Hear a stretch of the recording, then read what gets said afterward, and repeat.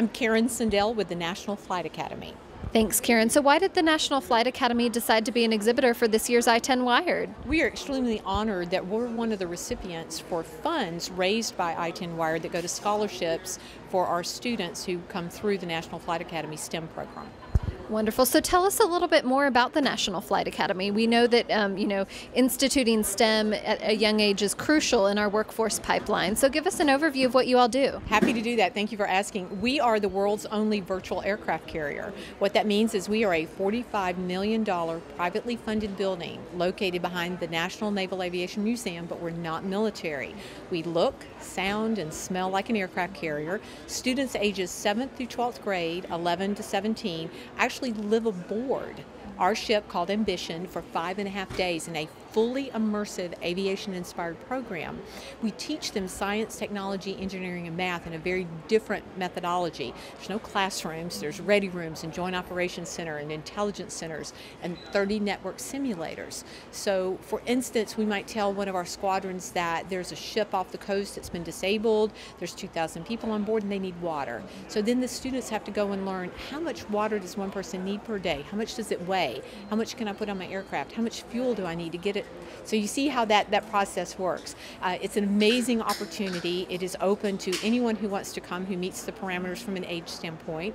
It's the scholarships such as ITEN Wired allow students to come at no cost to their parents. We've been open about 14 months. We've seen 2,000 students from 35 states and 3 foreign countries. We are not just teaching STEM though.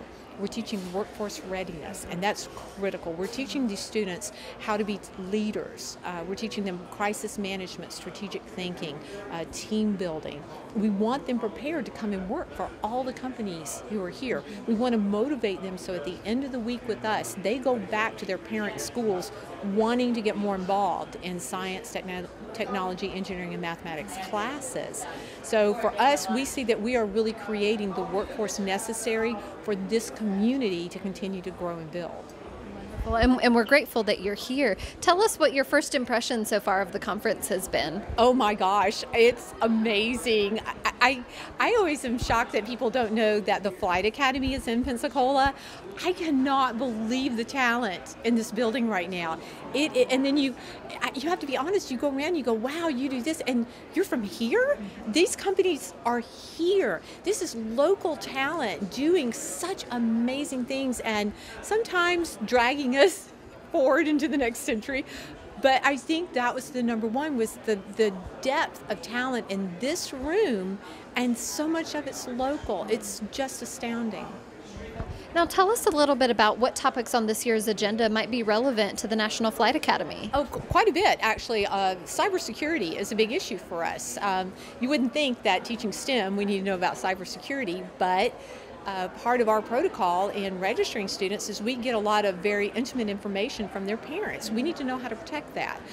We also do a lot of work with corporate America. They like to come to our building and do off-sites and a lot of seminars. So there's a lot of conversation about when they're in our building, if they're dealing with anything that is protected, any type of intellectual property, how do we protect them while they're there with us?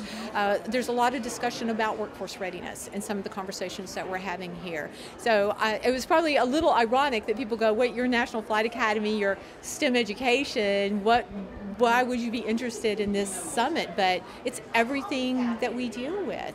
And I don't think that most corporate or most citizens understand that a conference like this touches everyone. You know, the people who have the small corporations, the people who work for large corporations, the conversations that are occurring here, the sharing of ideas, that's what makes everything work well for us. It was said so well by your guest speaker this morning who said, 10 years ago, we all worked in cubicles, and now we do teamwork, we do team effort. Everyone in there has a cell phone, has an iPad, has some level of technology, and we're taking what's being discussed and taught here and hopefully implementing quite a bit more of that into the programs that we teach. Wonderful. Thank you very much for your time. We appreciate you being here today. We're so honored. It is such a pleasure for us to be here. Thank you.